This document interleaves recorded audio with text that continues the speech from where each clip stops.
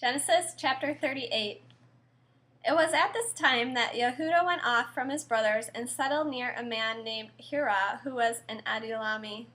There Yehudah saw one of the daughters of a certain Canaanite, whose name was Shua, and he took her and slept with her. She conceived and had a son, whom he named Er. She conceived again and had a son, and she called him Onan.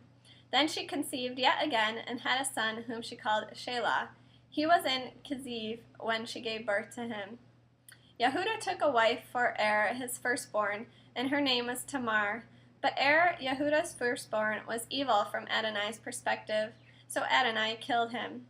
Yehudah said to Onan, "Go and sleep with your brother's wife, perform the duty of a husband's brother to her, and preserve your father's line of descent." However, Onan knew that the child would not count as his, so whenever he had intercourse with his brother's wife, he spilled the semen on the ground, so as not to give his brother offspring. What he did was evil from Adonai's perspective, so he killed him too. Then Yehudah said to Tamar, his daughter-in-law, "Stay a widow in your father's house until my son Shelah grows up," for he thought, "I don't want him to die too, like his brothers." So Tamar went and lived at home with her father. In due time, Shua's daughter, the wife of Yehudah, died. After Yehudah had been comforted, he went up to be with his sheep shearers in Timnah, and he and his friend Hira the Adulami. Tamar was told, "Your father-in-law has gone up to Timnah to shear his sheep." So she took off her widow's clothes, completely covered her face with her veil, and sat at the entrance to En-Yaim, which is on the way to Timnah. For she saw that Shelah had grown up, but she still was not being given to him as his wife. When Yehudah saw her, he thought she was a prostitute because she had covered her face. So he went over to her where she was sitting and said, not realizing that she was his daughter-in-law, "Come, let me sleep with you." She answered, "What will you pay to sleep with me?" He said, "I will send you a kid from the flock of goats," she said. "Will you also give me something as a guarantee until you send it?"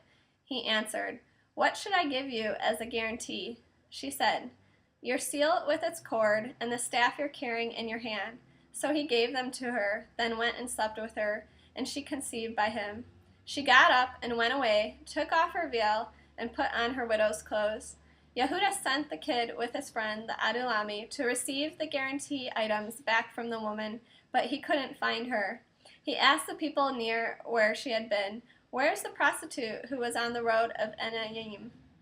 But they answered, "There hasn't been any prostitute here." So he returned to Yehudah and said, "I couldn't find her." Also the people there said, "There hasn't been any prostitute here."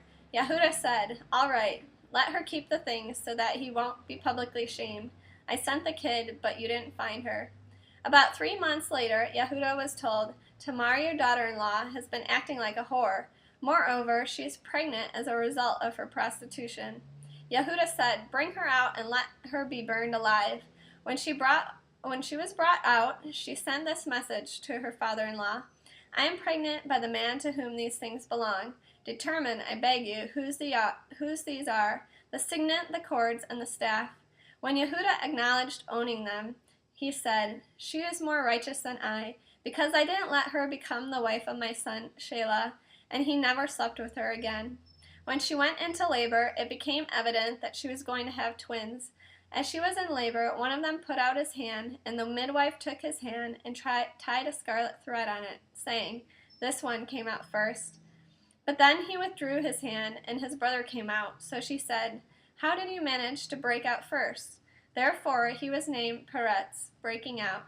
Then out came his brother with a scarlet thread on his hand, and he was given the name Zerach, scarlet.